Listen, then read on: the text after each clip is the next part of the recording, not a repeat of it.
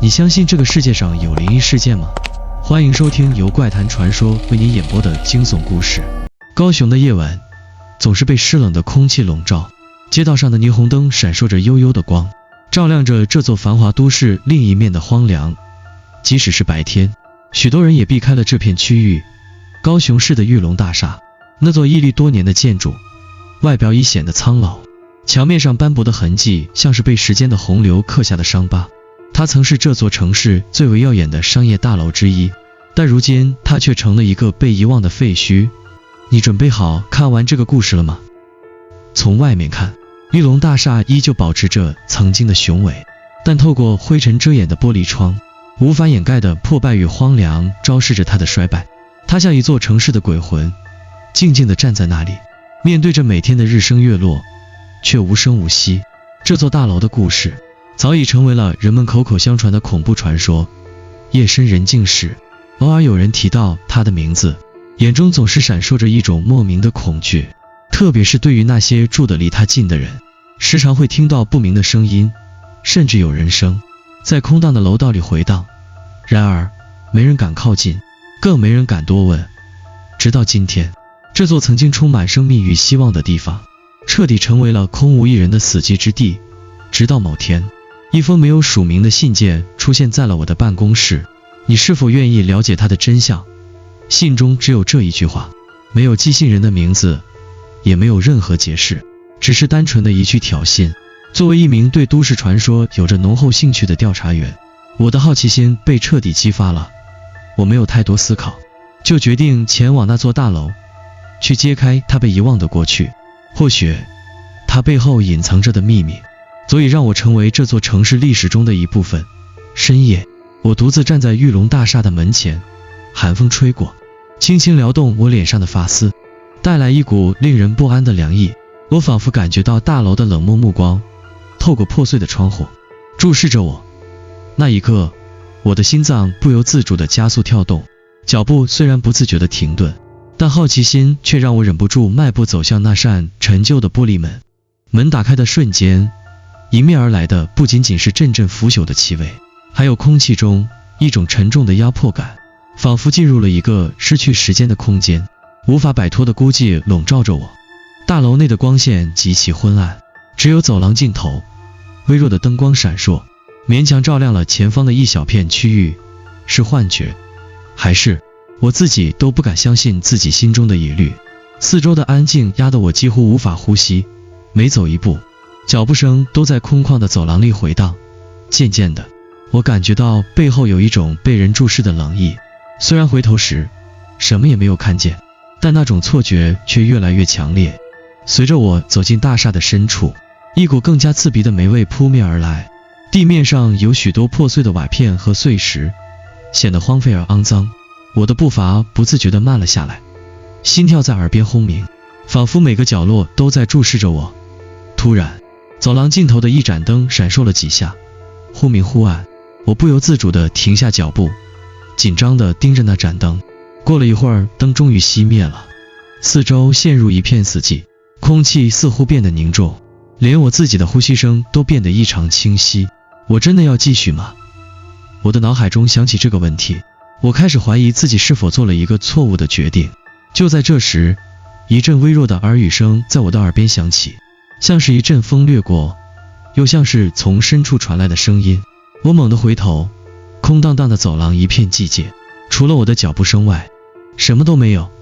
我深吸一口气，继续向前走。就在我经过一扇封闭的门时，突然感觉到一股莫名的寒气自门缝间传来。我推开门，进入了一个更深的楼层。正当我准备开始进一步调查时，眼前的视线突然变得模糊。墙上的一张泛黄的报纸吸引了我的注意，上面赫然写着女员工自杀事件。这篇报道已经发黄，字迹模糊，但从中可以看出，这名女员工是因为情感问题与工作压力过大而选择了跳楼自杀。报纸的另一边写着一段简短的评论，有人认为这一切都与大楼的建筑事故有关，这里早已没有了希望。我的心跳突然加速，那一瞬间，我意识到自己或许已经触碰到了这座大厦的秘密。这座大楼的故事远比我想象的更加复杂，也许所有的传闻和灵异现象背后都有一个不为人知的真相。我将那张发黄的报纸紧紧握在手里，心中感到一阵不安，仿佛有一股无法言喻的力量把我拉入更深的迷雾中。女员工的自杀事件表面看起来只是一个悲剧，但背后的真相似乎远不止于此。我无法抑制自己的好奇心，决定深入探索这个未解的谜团。我走过那间空旷的办公室，每一间门都显得陈旧而沧桑，灰尘覆盖着每一寸表面，仿佛这里的时间早已停止。楼道里依旧回响着我的脚步声，但这声音却显得那么突兀，压得我喘不过气。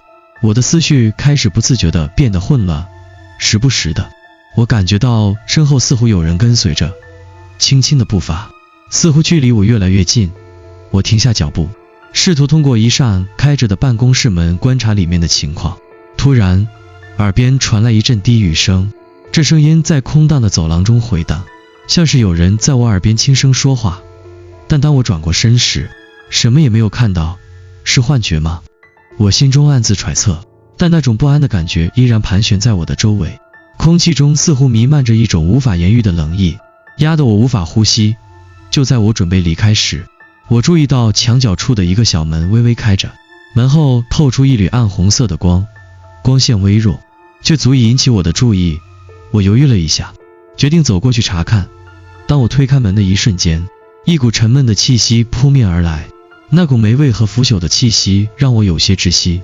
门后是一个小小的仓库，里面堆满了破旧的家具和文件，墙上挂着几幅模糊的照片，看不清楚上面的人物。我随手拿起一张照片，定睛一看，照片中的人是那名自杀的女员工。她的笑容看起来那么平静，甚至有些温柔，与我从报纸上看到的那个悲伤的形象截然不同。但仔细观察，她的眼神中似乎隐藏着某种深深的恐惧和绝望。就在这时，我耳边再次响起了低语声，声音越来越清晰，仿佛在对我说，你已经进入了这里的深渊，不可能再出来了。我猛地转身，空气突然变得冰冷，走廊上的灯光也忽明忽暗，像是正在发生某种无法控制的变化。我的心跳开始加速，呼吸急促，眼前的景象也开始变得模糊不清。我看见了一个身影在昏暗的灯光下闪现，仿佛从墙壁里走了出来。那是一个女人，身穿旧时代的职业装，头发散乱，脸上没有表情。她缓缓地向我走来，每一步都让空气更加凝重。我的脚步不自觉地后退，眼前的她越来越接近，但我无法动弹，仿佛被某种力量固定在原地。就在她几乎触碰到我时，我听见她轻轻开口，声音空灵而阴冷，你找到了我，但你永远也无法逃离这里。她的话语如同一记重锤击打在我心头，我不由自主地想转身逃离，但当我想动的时候，身体却如同被定住了一般，根本无法行动。那一刻，我意识到自己似乎已陷入了他设下的圈套，而这座大楼正是这场恐怖游戏的舞台。他的身影逐渐模糊消失，取而代之的是四周越来越浓重的黑暗，整个世界仿佛都被吞噬。我努力呼吸，却觉得越来越艰难。突然间，一阵剧烈的晕眩袭来，眼前的世界开始旋转。我跌跌撞撞地向前走去，试图找到出口，却发现每一扇门都通向一片死寂，似乎没有任何出口。就在这时，走廊尽头的一扇门猛地打开，刺眼的白光从中透出。我不顾一切地朝那扇门跑去，推开门的瞬间，眼前却是一个空荡荡的会议室，桌椅整齐排列，墙上挂着一幅巨大的照片，照片中的人正是那名自杀的女员工。她的笑容依旧平静，而在她的身后，隐约可见一双如同深渊般的眼睛，注视着我，带着无法掩饰的恐惧和哀求。那双眼睛仿佛是在传达着某种信息，某种无法逃脱的命运。我猛地想起了那张报纸上的最后一句话，这里早已没有了希望，这一切或许从一开始就是一个巨大的陷阱，而我已经无法再回头。我的心跳如鼓，几乎要从胸腔中跳出来，空气变得愈加沉重，仿佛每个呼吸都带着一丝无法忍受的痛苦。我低头看了看手中的报纸，它依旧在颤抖中，显得那么轻微，却又如此沉重。我想逃离这里，想离开这座充满恐怖和阴影的大楼，可是回头的路似乎越来越远，空气中的压力让我无法承受。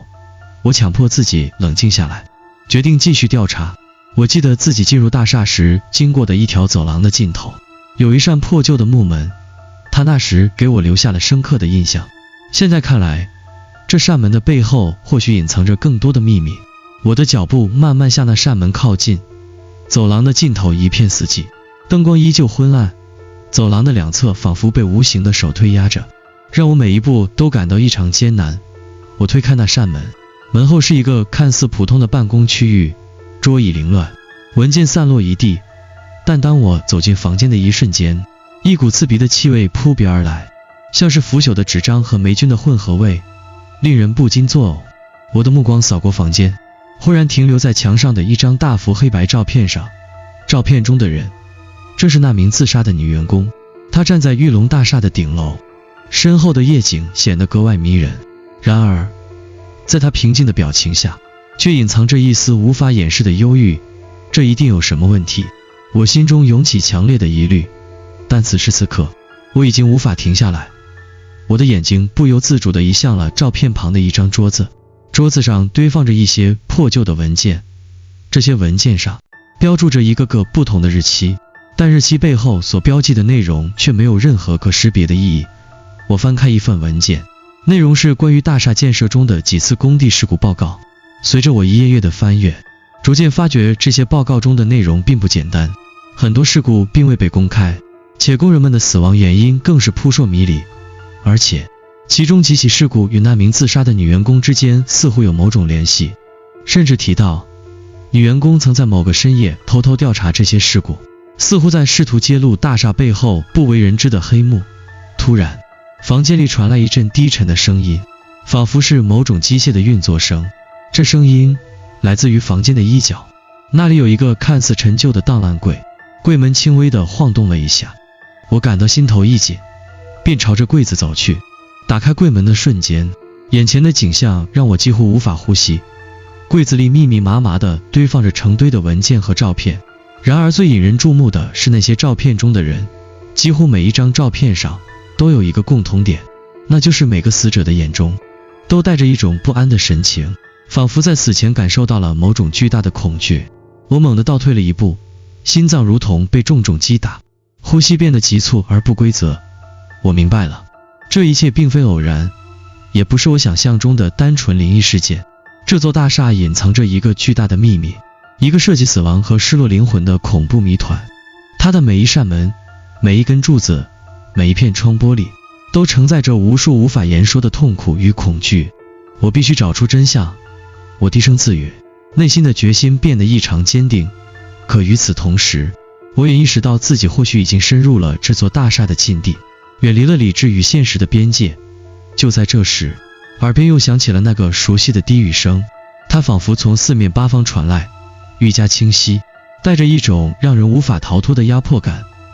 你已经找到真相，但你永远无法离开。我猛然转身，房间里突然的变得异常昏暗，像是被某种无法见到的黑暗吞噬。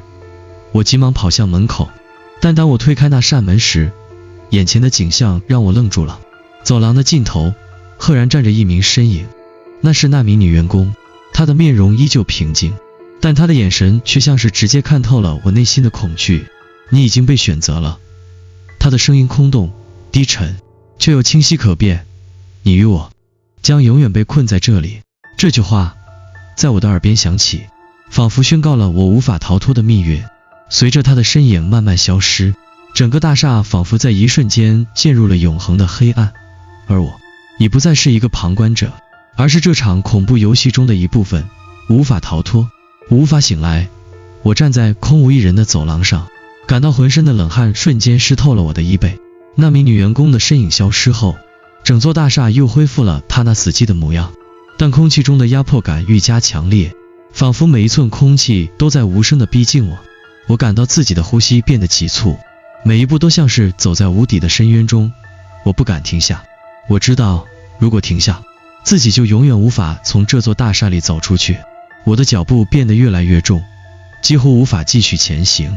但我明白，我必须找出真相，找出这座大厦背后隐藏的秘密，不仅是为了自己，也为了那些在这片黑暗中迷失的灵魂。我来到了一扇门前，这扇门看起来和其他的没有太大区别，但我知道这里可能隐藏着解开一切谜团的钥匙。推开门后，我进入了一间极为简陋的办公室，里面弥漫着一股霉味，办公桌上的文件堆得杂乱无章。我拿起桌上的一份文件，封面上写着玉龙大厦建设事故调查报告。心中一动，我迅速翻开文件，试图找到一些有用的线索。这份文件的内容比我想象的还要复杂。报告详细列出了几起发生在大厦建设过程中严重的工地事故，几名工人在事故中死亡，而每一份死亡报告上都隐约有着不为人知的秘密。最令人震惊的是，几乎每一起事故的死因都被修改过。那些被列为意外的工伤事故，其实背后隐藏着一些无法公开的事实。随着我不断翻阅文件，逐渐发现了一些令人毛骨悚然的细节。在这些事故发生后，所有受害人的家属都被高层公司安排了补偿，并且要求签署保密协议。更令我感到不安的是，报告中的最后一部分提到了一项特别项目，并且标明项目负责人刘栋。我下意识地记住了这个名字，心里隐约有一种不祥的预感。刘栋，我低声念出这个名字那一刻，我似乎理解了一些事情。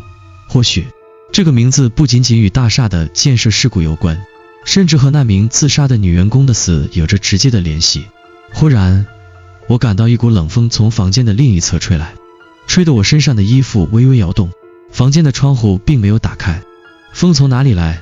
我转身看去，只见房间角落里有一面镜子，镜中的我看上去格外苍白，眼神也显得异常空洞。我忍不住走向镜子，仔细地盯着自己看，却突然在镜中看见了另一个身影，那是刘栋。他的面容扭曲，眼神中充满了疯狂和怒火。我想要喊出声来，却发现自己的声音被压在喉咙里，无法发出。镜中的刘栋冷笑了一下，嘴唇微动，似乎在对我说些什么。然而我的耳朵却只能听到阵阵低语，无法分辨清楚他在说什么。就在这时，我突然意识到，镜中的刘栋并不是在对我说话，而是在对另一个人说话。那个人正是我背后站着的那名女员工。我猛地转过身，背后依旧空无一人，但那种压迫感却变得更强烈了。我感到自己的四肢逐渐麻木，呼吸变得急促，心脏仿佛要从胸腔中跳出来。我的手不自觉地摸向自己的脖子，想要确认自己是否还能呼吸。就在这时，耳边传来一阵机械般的咔嗒声，像是某种机关的启动声。转眼间，眼前的一扇隐蔽的墙壁开始缓缓移动，露出了一个狭小的暗道。我心中一惊，知道自己必须进入这个暗道，只有在那里才有可能找到真相。我毫不犹豫地迈步走向那扇打开的门，脑海中不禁回想起刘栋那句话：你永远无法逃脱。走进暗道后，眼前的景象让我几乎无法相信自己的眼睛。眼前是一个被尘土覆盖的地下室，四周堆满了各种各样的设备和旧家具。最引人注目的是中间的一个大屏幕，屏幕上显示着一张张面孔，似乎是监控录像中的画面，而这些画面中正是我在大厦中看到的每一名死者的身影。我走进屏幕，心跳如雷。突然画面一转，显示出刘栋的面孔，他正坐在一张椅子上，面色苍白，眼神疯狂。他缓缓开口：一切都结束了，你已经进入了我的游戏。他的声音冷冷地回荡在地下室中，像是一种无法逃脱的宣告。游戏？我忍不住低声问道。刘栋露出了一丝笑容，回答道：是的，欢迎来到最后一场游戏。你以为自己能够揭开真相，但你只不过是这个游戏中的一部分。所有的线索，所有的秘密，都是我精心设计的，你永远都不能逃脱。话音未落，屏幕上出现了女员工的面容，她的眼神中充满了绝望和愤怒。你已经知道了所有，但你永远无法走出这个迷宫。这一切不再是灵异的传说，不再是无解的谜团，而是一个早已被精心设计的陷阱。我意识到，无论我如何努力，自己都已经深陷其中，成为了刘栋和他那场游戏的一部分，无法挣脱。整个地下室再次陷入了死寂，空气压到我几乎无法呼吸。流动的笑容仍旧在我的脑海中回荡，仿佛一只幽灵般在暗处窥视着我，每一秒都像是被拖进无尽的深渊。我的手心已经被冷汗浸透，内心充满了无法言说的恐惧。我不能停下，我低声对自己说，深知若此刻停止，自己或许就会永远消失在这座大厦的阴影中。我环顾四周，目光在这间阴暗的地下室中扫过，那些监控画面继续播放着，显示着不同的画面，有的是大厦内的走廊，有的则是那名自杀的女员工，或是我曾经见过的每一位死者的面孔。我感到一阵不安，仿佛他们每一个人的眼神都在警告我不要再往下走。然而我的目光却被一扇被遮掩的门吸引了，那扇门在昏暗的灯光下显得异常隐秘，几乎与墙面融为一体。我本能地感到那扇门背后藏着某种我必须知道的真相，没有任何犹豫，我走向那扇门。当我用力推开时，眼前的景象让我几乎难以相信自己的眼睛。门后并没有阴暗的房间或失落的设备，而是一个极其简洁整洁的房间，几乎像是某种实验室。房间中央摆放着一台电脑，显示器上正显示着一组复杂的数据，屏幕下方是一堆文件，它们看起来极为普通，但其中的某些关键词让我心跳加速。实验监控数据记录预设程序。我靠近电脑，试图解开这一切谜团。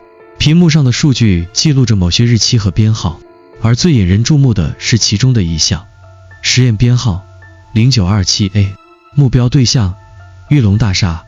我急切地点击打开文件夹，屏幕瞬间亮起，里面竟然是大量的监控录像。画面中流动的身影出现在大厦的各个角落，他的动作与表情都显得异常镇定，似乎在监督着什么。随着我快速翻阅这些录像，我渐渐明白了一个令人毛骨悚然的事实，这些灵异现象并非超自然的力量，而是流动精心策划的一系列实验。他并不是大厦的建设者，也并非无辜的受害者，而是一个冷血的实验者。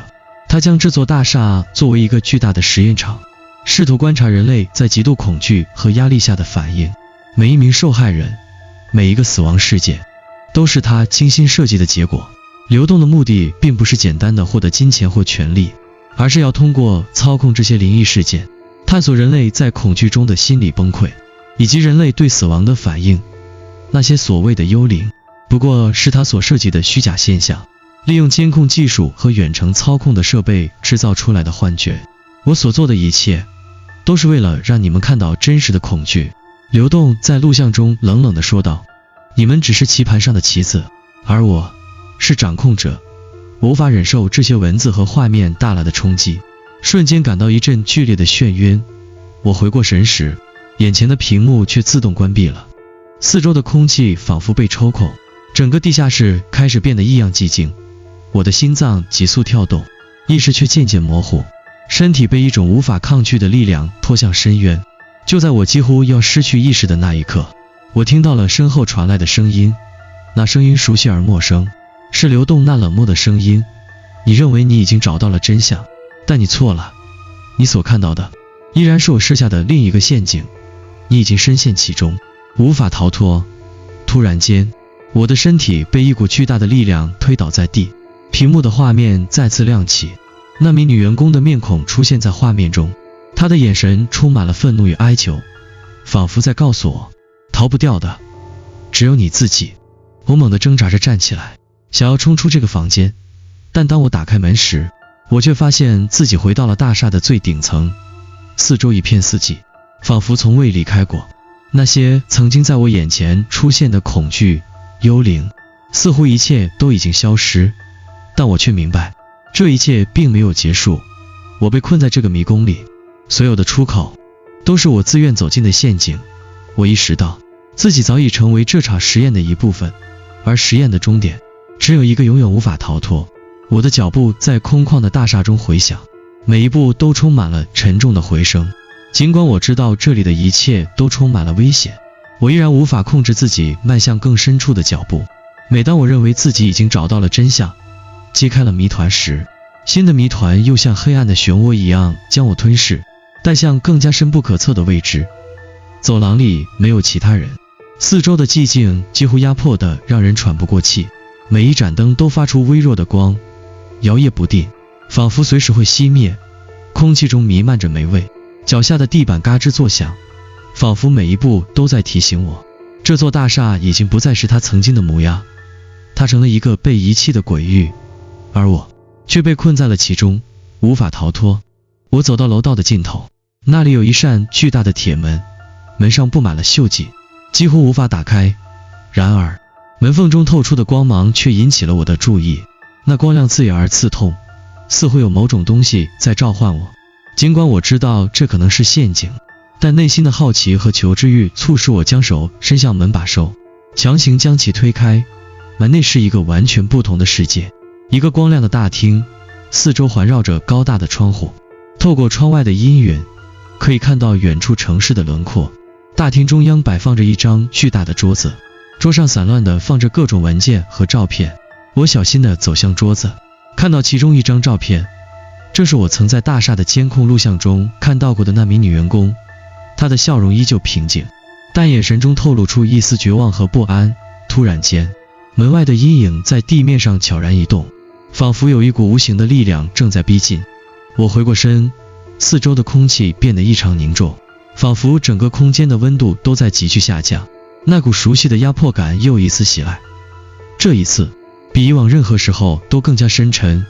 我环顾四周，发现大厅的每一面墙上都挂满了照片，那些照片中的人都面带微笑，但眼神中却深藏着无法逃避的恐惧。突然，我意识到，这些照片上的人竟然全都是曾经死去的人，他们的眼神与我曾在监控录像中看到的那些死者一模一样。你终于来了，一个冰冷而低沉的声音从背后传来，带着一丝不易察觉的得意。我猛地转身，刘栋站在大厅的另一侧，他的脸上带着一丝冷笑，仿佛早已预料到这一切。他没有走近，而是静静地站在那里，注视着我。他的眼神冷漠而深沉，仿佛能透过我的灵魂看见我的一切。